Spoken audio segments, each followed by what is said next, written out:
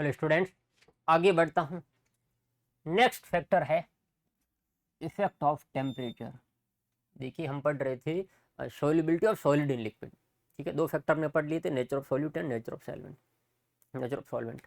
Next effect of temperature. देखो temperature बढ़ाने पे सोल्युबिलिटी बढ़ती है जब डिजोल्यूशन प्रोसेस एंडोथर्मिक हो। कब? If process of dissolution is endothermic.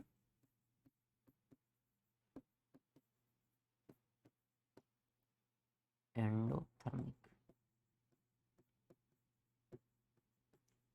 अब एंडोथर्मिक का क्या मतलब हुआ?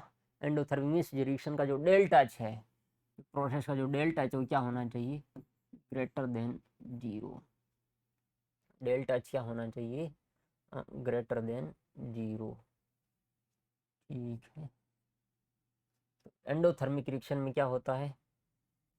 ठीक है, यहाँ लिखूंगा नीचे, डेल्टा एच क्या होता है? Greater than 0।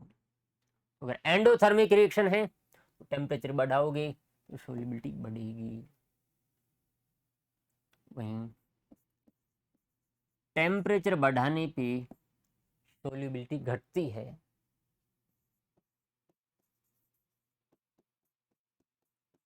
कब? जब डिजोल्यूशन प्रोसेस एक्सोथर्मिक हो। If process of dissolution is exothermic.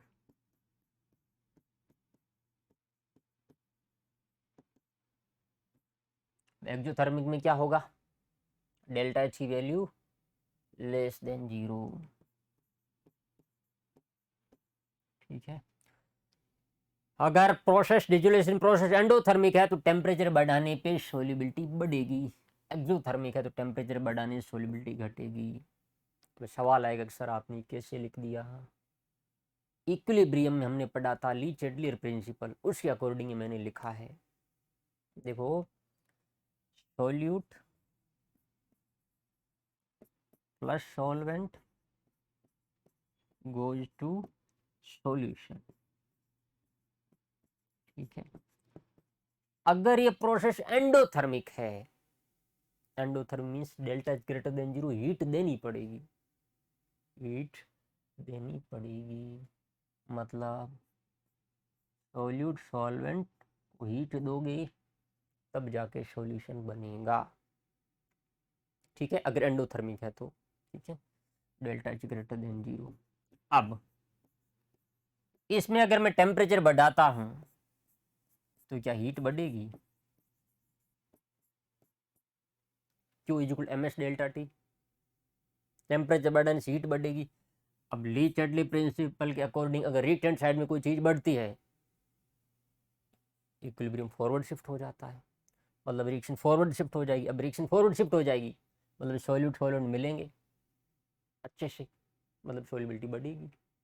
ठीक है, अब अगर रिएक्शन एक्सोथर्मिक हुई, फिर एक्सोथर्मिक रिएक्शन में हीट क्या होती है? रिलीज।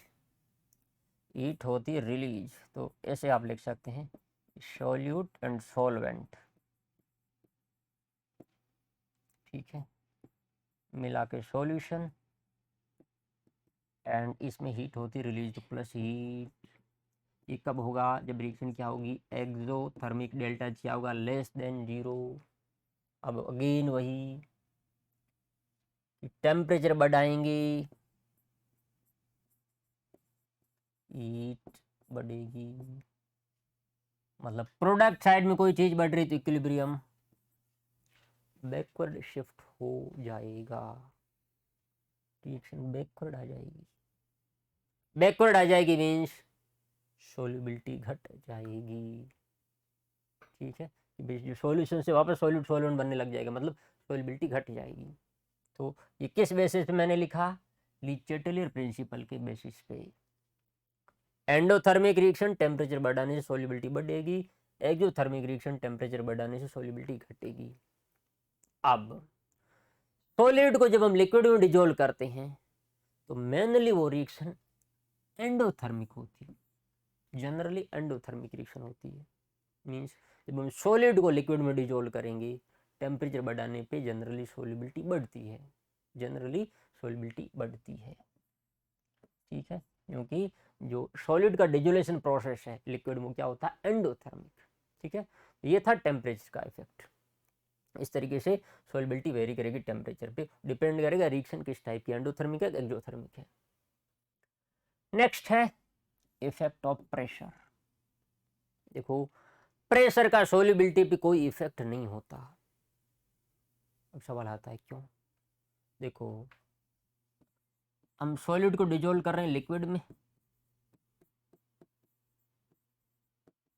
अब प्रेशर से दुनिया सॉलिड का कुछ चेंज होना नहीं, लिक्विड का कुछ चेंज होना, क्योंकि सॉलिड लिक्विड क्या होते हैं, हाईली इनकम्प्रेसिबल। तो प्रेशर बढ़ा हो घटा उनको फर्क ही नहीं पड़ेगा, फर्क ही नहीं पड़ेगा, सॉल्युबिलिटी चेंज होगी नहीं।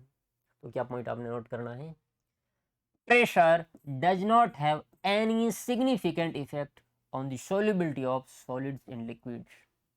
This is because solid and liquids are highly incompressible. This is because solid and liquid are highly incompressible.